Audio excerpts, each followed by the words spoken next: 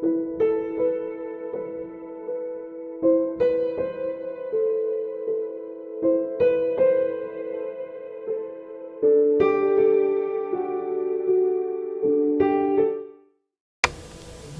evening. Welcome to NeuroDigest with me, your host Sylvia Mochabo, and our interpreter. And we have a special guest today. As you are aware or may not be aware, this month we're celebrating Cerebral Palsy, and so we'd like to deviate a bit and celebrate in honor of the 6th, which was Cerebral Palsy Day, World Cerebral Palsy Day that is, where we went green. As you can see, we're still representing green in the house, and we have a special guest. Our guest has lived all her life with cerebral palsy. She has broken the glass ceiling. She has done things a parent of special need will rather think is impossible. So stay tuned and let us hear a bit more. Don't forget to send in your questions or anything you'd like to ask our guest on our SMS numbers 20508, or also indulge with us on Facebook on Andy Speaks for Special Needs Persons, and on Twitter Andy Speaks for, and on Instagram simply Andy Speaks. So welcome, Maria. Thank you. Thank you. Please introduce yourself. My name is Maria. I live with cerebral palsy. Cerebral palsy is part of me, but it isn't who I am. And because of it, I have achieved more than I can. And I live a beautiful life with cerebral palsy. Awesome. Isn't that just a powerful introduction? I like the positivity in that. She has it, but it does not define her. But it has empowered her to be who she is and more than that. So that is the right attitude we should all be embracing. So it's not supposed to be a pity party, but other encourage. Let them do what it is that they can do, because they can do more than what you think they can do. So how old are you? I'm 26. 26. Wow, that is commendable. Very, very commendable.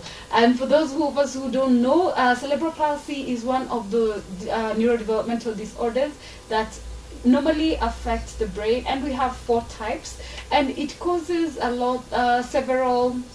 How would you call it? It causes several symptoms of condition. So cerebral palsy affects the muscular part of the person and also the joints and the nerves. And also it can affect the intellectual part of a person.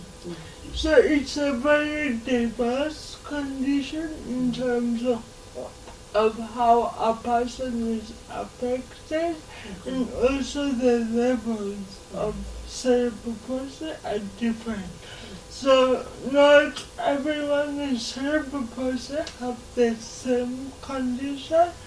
It's very individual. So I can have a type of cerebral palsy, and you can meet someone else with a completely different type of cerebral palsy. Yeah. Good. Yes. I wanted her to say it in her own words so that we don't go scientific. So just like autism, you can hear it is also a spectrum where in the cerebral palsy field, and it affects differently different people, and most of it is muscular. So you will find a greater percentage of those with cerebral palsy actually their mobility is what is most impaired. So you will have those who can speak, like Maria over here, and we have children whose speech has been affected and they're non-verbal. And so as you can see, there are very many similarities in the neurodevelopmental disorders that we have. So Maria, how did you come out and embrace the condition and still choose to go against all odds and achieve all that you have achieved, right? You went to school and all that. Just tell us a bit about yourself. Wow, of course I'd like to say I haven't done this alone. Like, my mom has been very key in my journey, and my family has been very key in my journey. So I haven't done this alone, and I'm thankful for that. But I early intervention. So my mom got to know about my condition early enough, and that she was able to get me the help needed at the right time. And thank I was born in those days when still having a disability was quite a taboo. It was unheard for children to still be needed. So it was hard trying to get the community to accept me and the family to accept me. So that was also a big barrier for my mom to break. But after that, I think when I started therapy and I started meeting the milestones, of course I took much longer than any other child, but I started sitting and I worked at, was it 4 years? Wow. And I talked much later, but through that I think I got outside the lab to be able to feel like I belong, because I wasn't ever sure that you don't belong. I was treated like, no, you're a child, you're supposed to be here, you should play with the others, you should go out, you should, and that made all the difference for me. Until I think I got to primary school, and now the kids started teasing me and asking, why do you talk like that, and why are you walking like that? I remember from the background it was like, you fell, okay, I will brush you off and you'll be okay.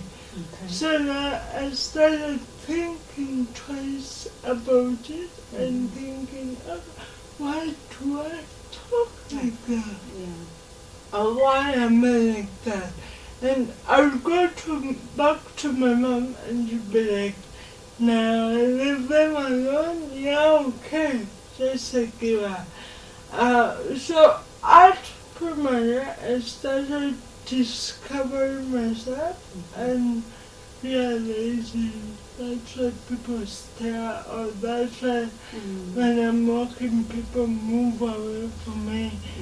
And that was hurtful, I'd say, in the beginning, because I hadn't understood the condition. So with time, then I would ask God, why me? Of all the people in the world, He looked at just at me. And then one day my mom said, why not you?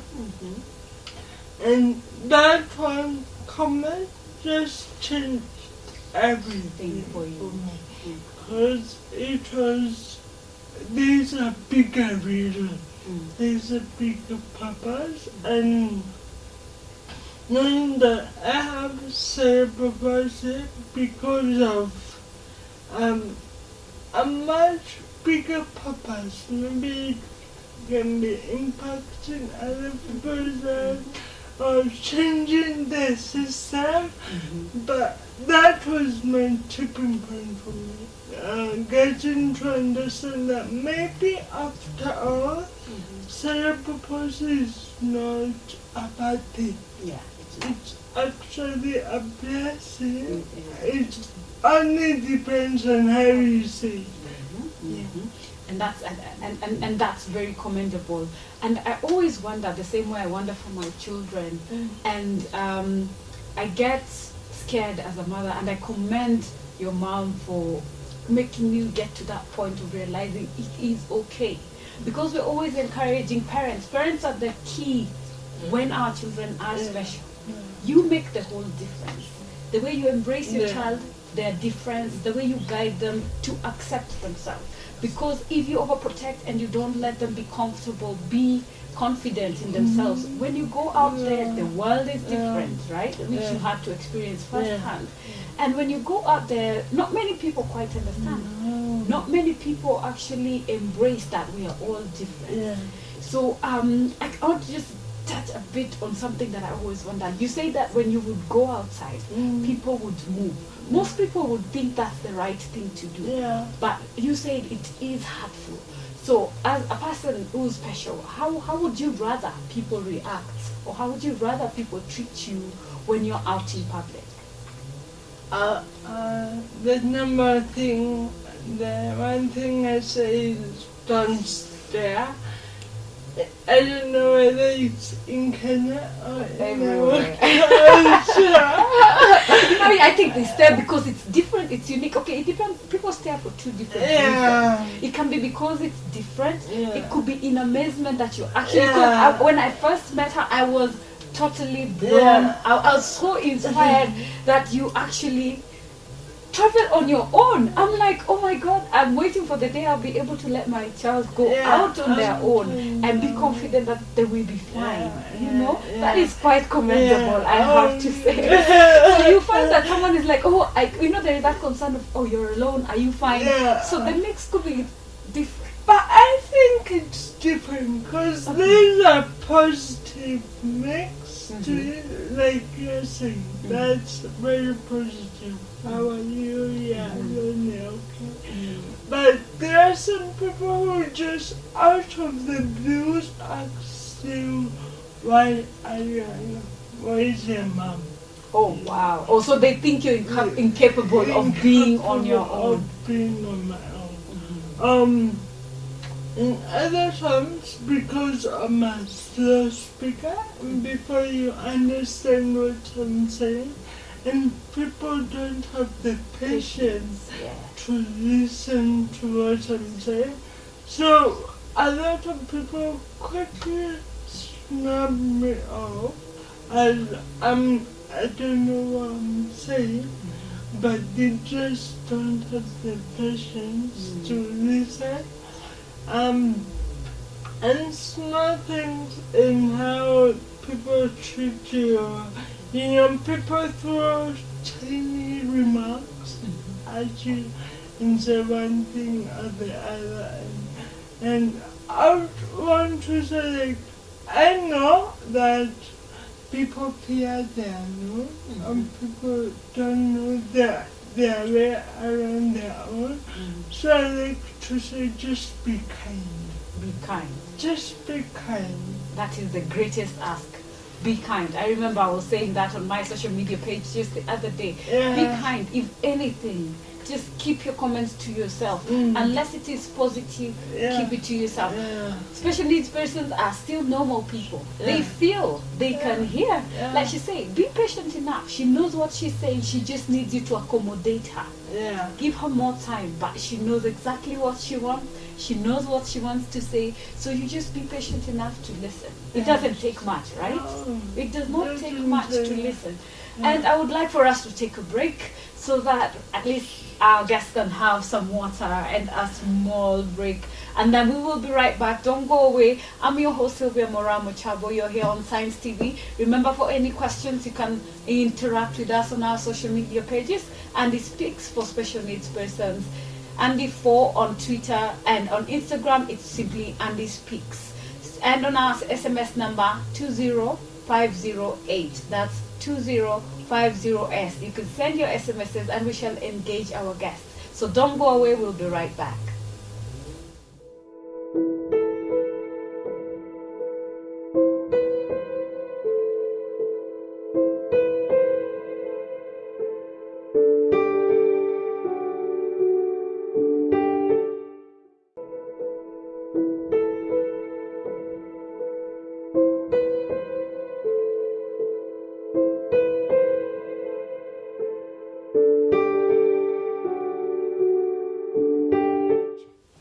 Welcome back here on NeuroDigest with me, Sylvia Mochabo, your host, and our interpreter, and our special guests, Maria. who is touching us a bit more of walking in her shoes as a person living with cerebral palsy for the past 27 years. So she's an independent woman who moves around on her own, does her own things, and like she says, she knows what she wants and she's not afraid to go for it. And like what she has said, all we need to do is love and embrace. And she thanks her mother, who has been her pillar and who has pushed her to be the best version of her that she can be. And also early intervention is what attributed to the fact that they were able to give her the right treatment at the right time for her to have an easier and better life. Yeah. So welcome. Now, I would like to make her a bit uncomfortable, but I believe she's a big girl. She can handle, nothing is uncomfortable for her. So how was it? You're the firstborn in your family, and she has a brother. How was it for you? When you started, you said also it was a bit difficult for your family. How has that been for family? It's on and off. Like in diverse condition, its acceptance is every day. So sometimes it gets uncomfortable, sometimes it's too comfortable. But I guess like for my family, it's become, because I also like to think they understand the cerebral palsy, but the people around them don't understand about it. That is the extended family now. Yeah. Okay. How is that? How does the immediate family? You said, how was it for your brother? Because he's neurotypical. Yeah. So how did he? Because he's growing up and you're different from everyone else. Yeah. How was it for him? For him, I think in the beginning it was easy because he found me there. Okay. And he found an already ongoing system, as you'd say. But I think it got more difficult for him as he approached his teenage years and his self-awareness kicked in, and now he had his self-image and peer image. So even getting his friends to understand what's wrong with his sister, or to understand why is she like that, it became a point where he didn't want to be associated with me, which I think is common for everyone, because now he wants everything to do with me. So I think, as I said, acceptance is every day. Every day. It's a process. It's a process. You can think you have accepted, but then you go somewhere and there are new people, a new environment and everything, and the stigma comes up again, and then you find all of it again in an uncomfortable spot. Yeah. Wow. So, why I ask that is because I am scared of teenage life. Yeah. I've empowered my son enough to embrace his brothers, but I'm not sure when he gets to teenage, like you say, if it's a red flag. It's a totally different story. Or back to that. That was your brother's teenage life. How was your teenage life? Because I can imagine it must have been an experience, and it's one of the things that scares special needs parents the most. Yeah. Teenage life! Where now you discover, oh, I'm a girl, I'm a boy, I need to this, there's things you're feeling. So how was that for you?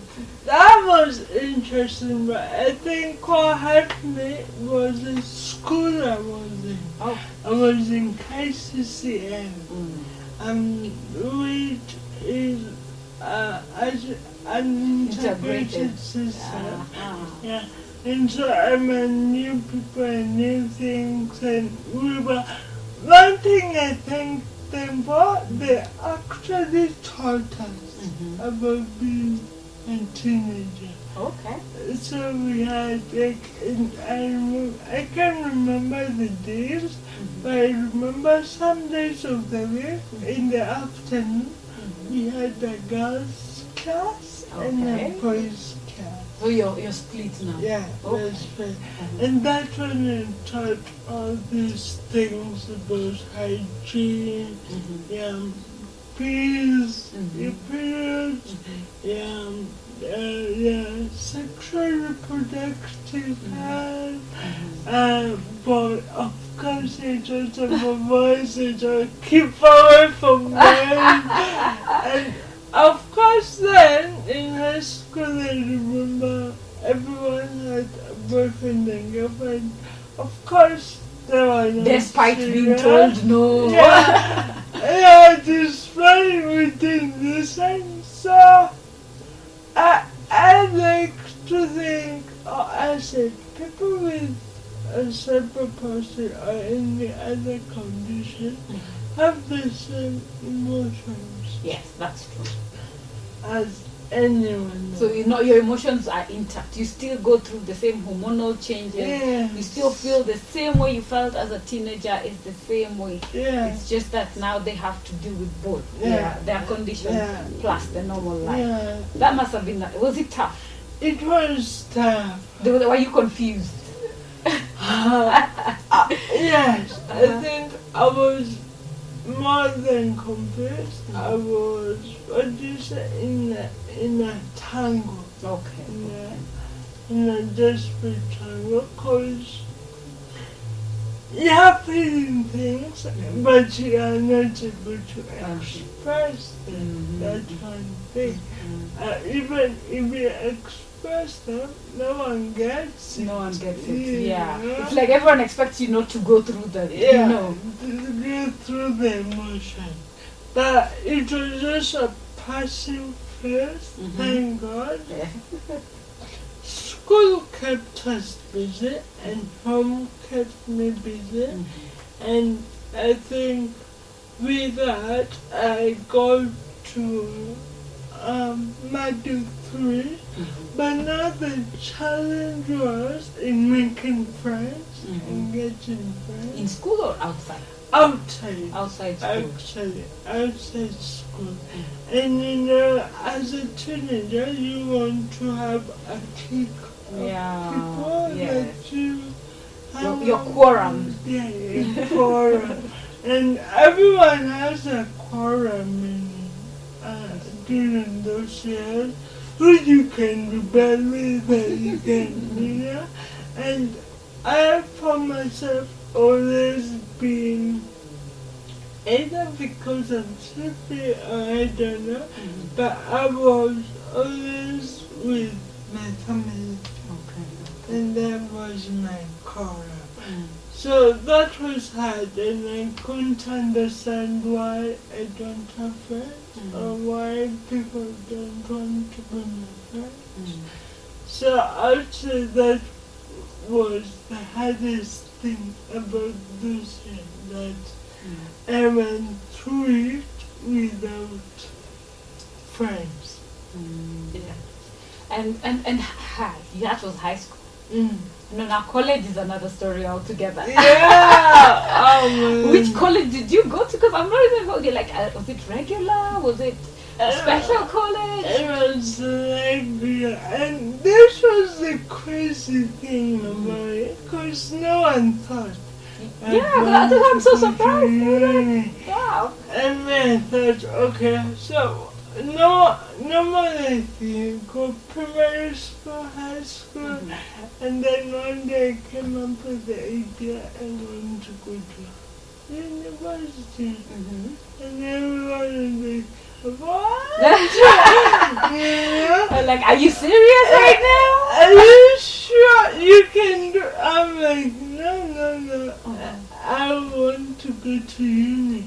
So after a long story, that can be a short on its own, because it took me 2 years just to get a school. To get a school. could And that is, accommodate me. wow. Yeah. Because that's a challenge we have in our education system. Yeah. It's like people think up until then they consider special needs persons can only be technical Yes. or something like that, or like you can't do much up to Education. that. So getting a university that can accept you was the challenge. Yeah. So acceptance comes in again. Acceptance again. What were they saying? Like, what was their story?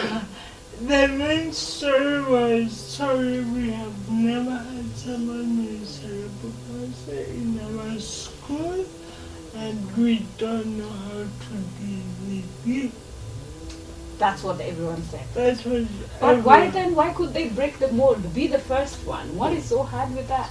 I think going back to the fear of the unknown and the challenge to actually, because it's putting in extra.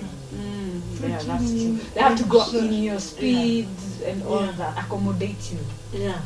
They have to go out of their way to accommodate us. And that's what people don't want. Yeah. They want easy, comfortable. Moment, you know? you can go, please.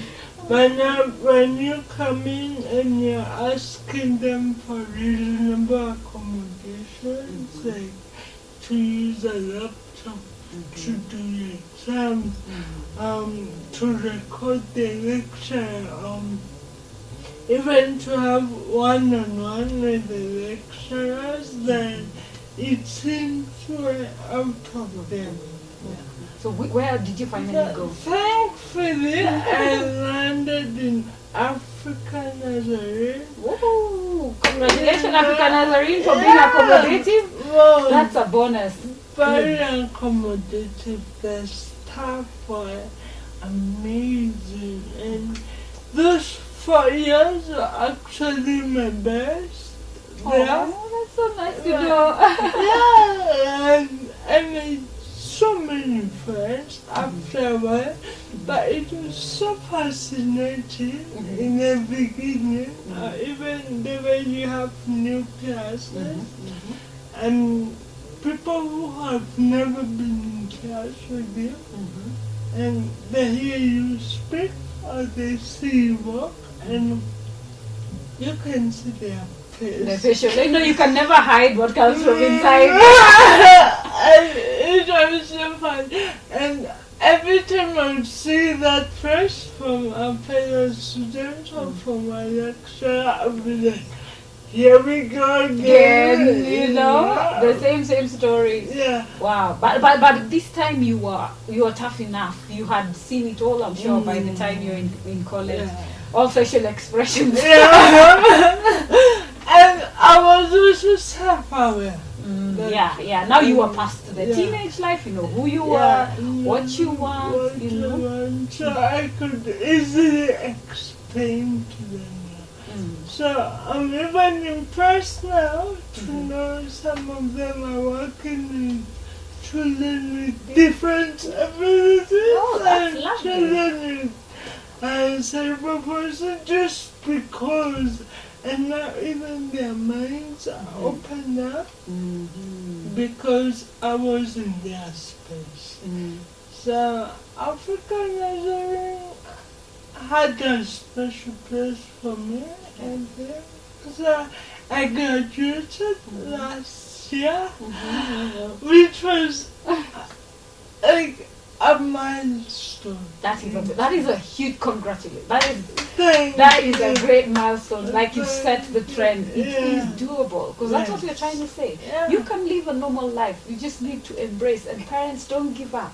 Whatever your child wants, make sure that you do everything you can to ensure they get where they want to be. So what did you study?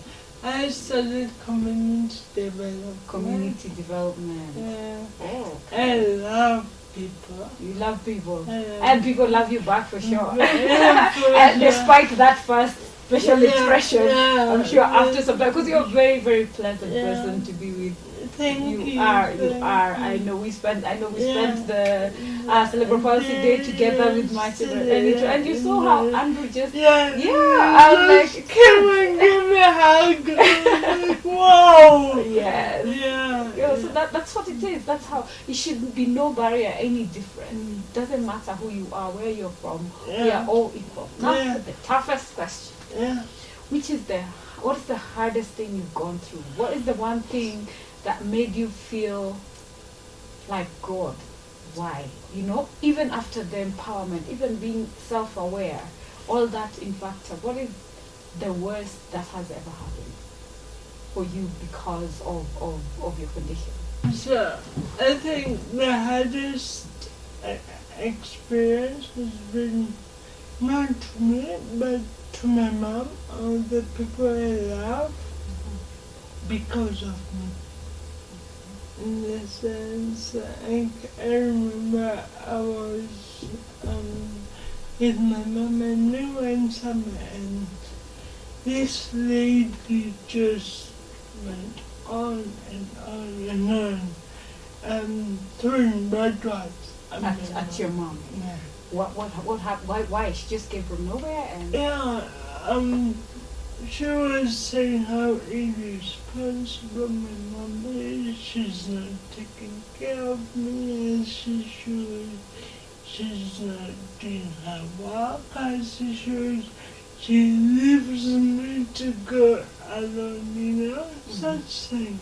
And that was hurtful because I feel it's already hard for my mom, I guess, or for anyone who loves me. So it hurts me to think they can go through painful situations because of me. So, and I know they will always be there somehow, but yeah, I guess nothing that can happen to me can break me. But if anything happens to my mom because of me, then that breaks me. Your mother is your closest, and she's your main champion. Yeah. And I'm sure she has, looking at where you are now, I can imagine how much work she has put into it, to have to trust, to be strong enough to let go of you, to be your own person, to go out in the world and be your own individual. That is something I must commend her for, because as a special needs parent, I'm afraid of that day. I am afraid of that day. So for someone to come and start judging from nowhere, so that is totally uncalled for. Totally uncalled for. So we would just like to urge people to be, mind, you don't know the shoes that a parent goes through to get to where they are. And all the greatness that Maria has achieved, it has taken the mom, it has taken her persistence, her trust in her daughter, the belief in her, empowering her every day to move on, to go through school, to actually go to university and achieve what she has achieved so far. So let us be mindful when we're speaking to special needs to past parents, because it's a tough journey. I am sure there are days, I'm sure there are days that you look at her and you're like, how did you do this? You know. And also for the families, just give them a break. Give them a break. You know?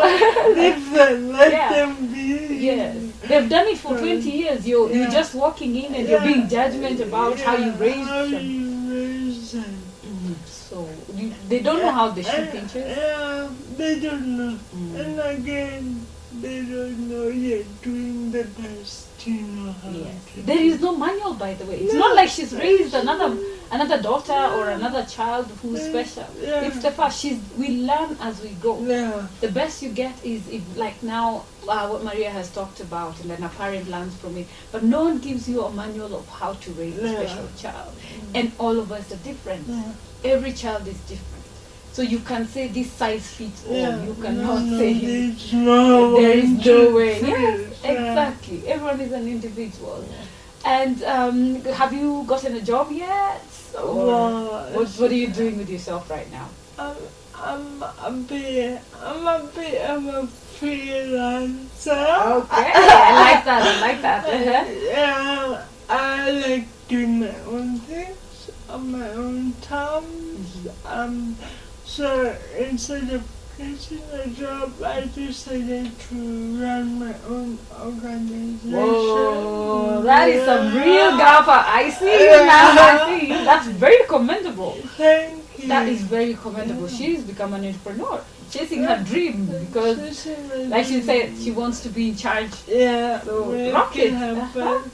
Jeremiah Foundation for people with disability, not disability, for cerebral palsy. So we focus on awareness and advocacy, and then we provide the intervention in terms of healthcare and education, and again we provide the support systems. Because our main driver is in the sense of many children with cerebral palsy or any other condition lack the basics. The basics to life in terms of like medication,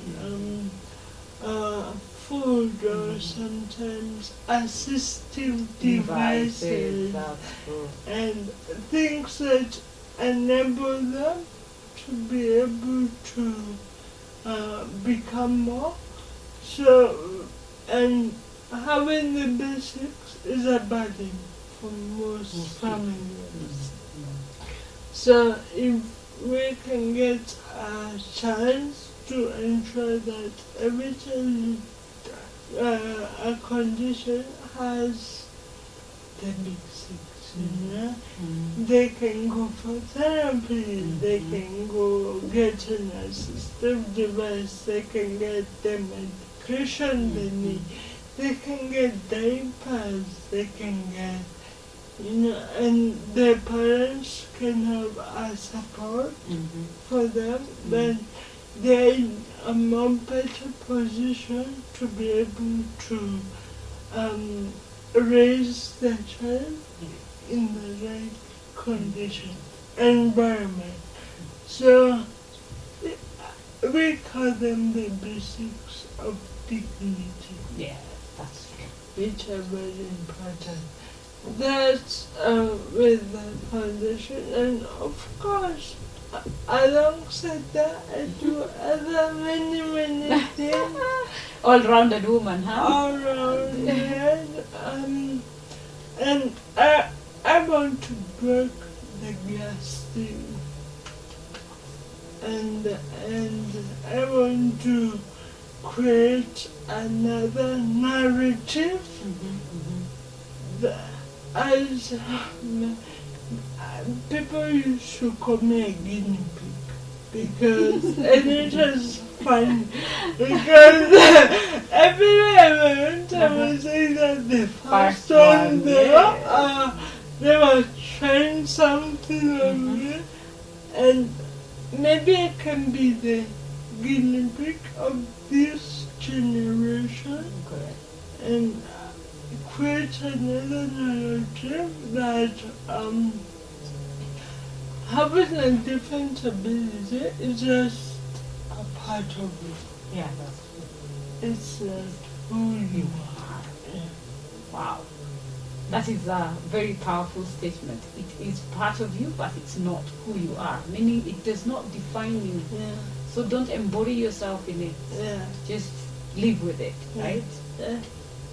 Wow, I believe we've come to the end of our show. I am still wowed and amazed and mesmerized by how much you have achieved and your spirit for being a go-getter. Breaking the glass ceiling is absolutely what we need to see, because there is nothing impossible if you equip your child with everything that they need. Any parting shots you'd like to add? Well, yeah, I have so many, but I think my parting shot, if I come back to the World TB Day, which was yesterday, and celebrating children and people with cerebral palsy. Would be about our mentalities and attitudes. My belief is the way we think about someone is ultimately how we treat them. So we should be very conscious in how we are thinking about people with different abilities, because in turn that's how we will treat them.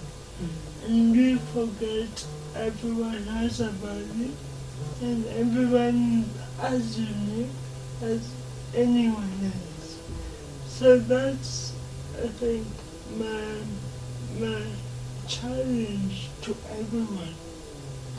You should be very conscious, as you say, and also be kind, because again, everyone is valuable on this side. That is true. Thank you very much, Maria. Thank you. Okay, my dear guests, that was quite something for today. So at least we have walked her journey. We've seen how she has been able to break the glass ceiling of people living with disabilities, and she has decided to be her own person, to be the guinea pig, so long as she gets to do what she wants to do. And that is real empowerment. Kudos to Mom for raising such a strong, powerful, well-aware young lady. And until next week, we'd like to say thank you for being with us, and don't forget to join us next week here on NeuroDigest with me, Sylvia Mochabo, your host, our interpreter, and we will have another guest next week. So stay tuned, and for any questions, don't forget, keep in touch on social media or SMS number 20508. Till next week, here on NeuroDigest, good night.